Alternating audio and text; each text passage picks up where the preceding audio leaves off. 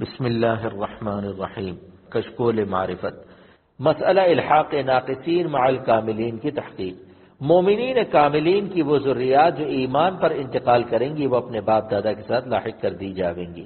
اللہ تعالیٰ کا ارشاد ہے والذین آمنوا واتبعتهم ذریتهم بإیمان الحقنا بهم ذریتهم وما التناهم من عملهم من شیء۔ جو لوگ ایمان لائے اور ان کی اولاد نے بھی ایمان میں ان کا ساتھ دیا، ہم ان کی اولاد کو بھی ان کے ساتھ شامل کر دیں گے اور ہم ان کے عمل میں سے کوئی چیز کم نہیں کریں گے۔ خلاصہ تفسیر بیان القرآن یہ ہے کہ کاملین کی اولاد کو اعمال میں کمی کے باوجود ان کے درجے میں شامل کر دیں گے۔ یہ کاملین مومنین کا اکرام اور ان کے قلب کو مسرور کرنے کے لیے ہوگا، جیسا کہ حدیث میں مصرح ہے کانوا دونہ فی العمل ولم یبلغوا درجتک وعملک وکانت منازل آبائہم ارفع۔ اور کاملین کے اعمال سے کوئی کمی نہ کریں گے۔ فائدہ، ذریت کے بارے میں جس عنوان سے فرمایا گیا ہے بظاہر اس سے بالغ اولاد ایمان والی معلوم ہوتی ہے، اور صغار کا حکم احادیث میں ہے جس میں کلام طویل ہے، اور اس آیت میں ذریات کا بیان ہے، اور احادیث میں اس آیت کی تفسیر میں آبا کا حکم بھی یہی آیا ہے۔ اور اس حدیث میں ذریت پر لفظ ولد معطوف ہوا ہے، اس سے معلوم ہوا کہ ذریت سے مراد مطلق توابع ہے، پس بیویاں اور شاگرد اور مریدین اور احباب بھی مراد ہیں۔ اس طرح سے اس آیت کا مفہوم بہت وسیع ہو جاتا ہے۔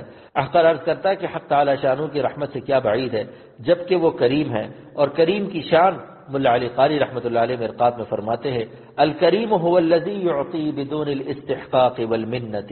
کریم وہ ذات ہے جو بدون استحقاق اور منت کے عطا فرماتا ہے۔ اہل اللہ کی محبت اور صحبت میں جنت کا لطف۔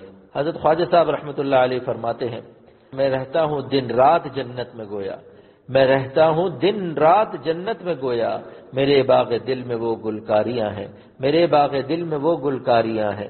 احقر کا فارسی شعر ہے میسر چوں مرا صحبت بجان عاشقاں آیت، میسر چوں مرا صحبت بجان عاشقاں آیت، ہمیں بینم کی جنت بر زمیں از آسماں آیت، ہمیں بینم کی جنت بر زمیں از آسماں آیت۔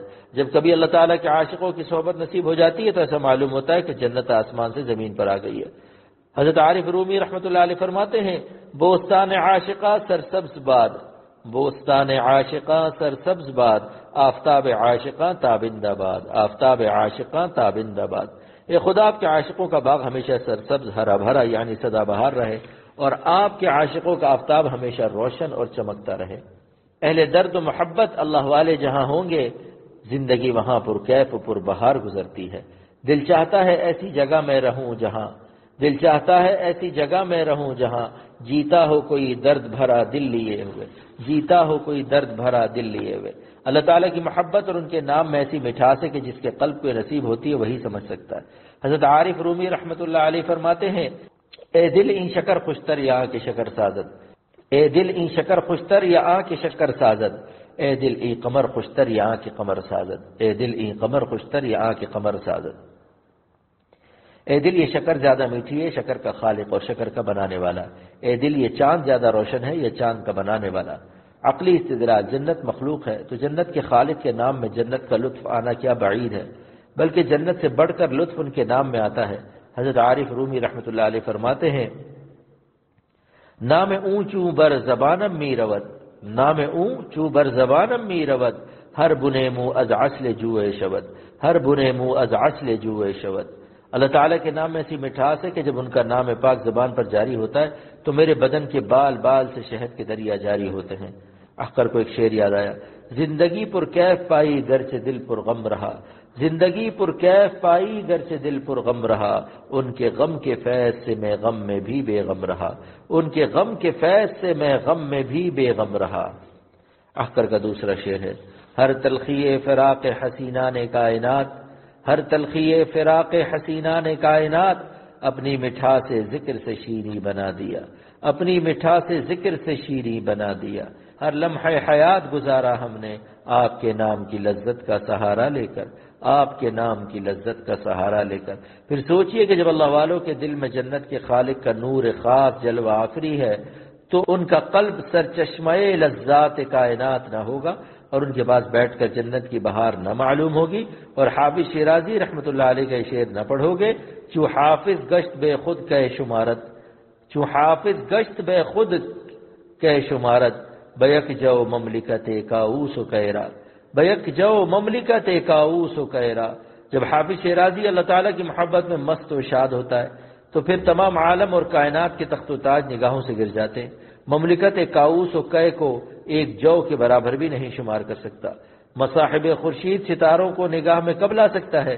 یہ کون آیا کہ دھیمی پڑ گئی لو شمع محفل کی، یہ کون آیا کہ دھیمی پڑ گئی لو شمع محفل کی، پتنگوں کے عوض اڑنے لگی چنگاریاں دل کی، پتنگوں کے عوض اڑنے لگی چنگاریاں دل کی۔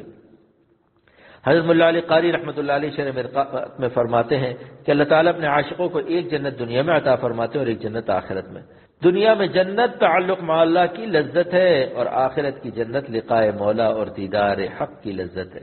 عربی عبارت کی نقل یہ ہے وَلِمَنْ خَافَ مَقَامَ رَبِّهِ جَنَّتَانِ قَالَ بَعْضُ الصُّوفِيَّةِ جَنَّةٌ مُعَجَّلَةٌ فِي الدُّنْيَا بِالْحُضُورِ مَعَ الْمَوْلَى وَجَنَّةٌ مُؤَجَّلَةٌ فِي الْآخِرَةِ بِلِقَاءِ الْمَوْلَى وَالدَّرَجَاتِ الْعُلَى۔ ایک جنت دنیا میں توفیق ذکر اور اعمال صالحہ کی حلاوت کی ہوتی ہے اور ایک جنت ترک معاصی کی حلاوت اور لذت کی ہوتی ہے، کیونکہ معاصی انسان کو دوزخ کی کلفت میں مبتلا کر دیتے ہیں۔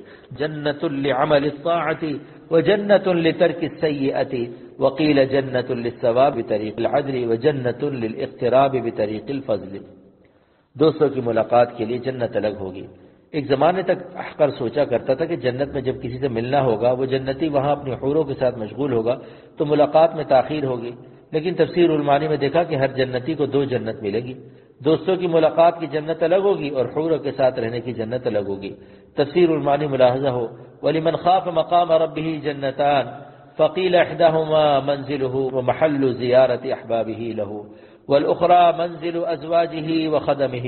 ایک جنت اپنے رہنے کے لیے اور اپنے دوستوں کی ملاقات کے لیے ہوگی اور ایک جنت اس کی بیوی اور خادموں کے لیے ہوگی۔ جنت کی ایک خاص بہار یعنی حق تعالی شانہ اپنا کلام خود سنائیں گے۔ ان اہل الجنت يدخلون على الجبار كل يوم مرتين فيقرأ عليهم القرآن۔